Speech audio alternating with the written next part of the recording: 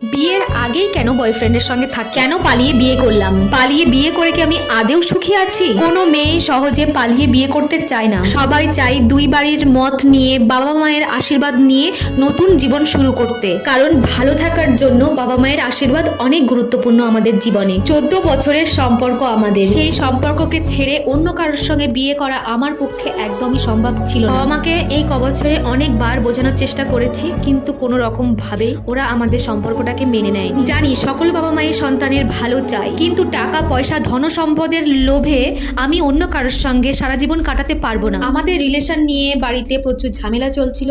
Last পর্যায়ে এমন পৌঁছে গেল যে আমি বাড়ি থেকে চলে আসতে বাধ্য হয়েছি। আর হ্যাঁ, আমাদের রেজিস্ট্রি হয়ে গেছে, কিন্তু সামাজিকভাবে এখনো বিয়েটা হয়নি। আমাদের রেজিস্ট্রির ভিডিওটা খুব তাড়াতাড়ি তোমাদের সঙ্গে শেয়ার করব। আজ তোমাদের সঙ্গে এই কথাগুলো শেয়ার করলাম কারণ আজ ছিল ভ্যালেন্টাইন্স ডে। প্রিয় মানুষটাকে সামান্য কিছু গিফট করলাম, ও আমাকে গিফট করলো, আর কিছু সুন্দর মুহূর্ত একসঙ্গে কাটালাম। আর আজ অনেক দিন পর ট্রেনে উঠলাম।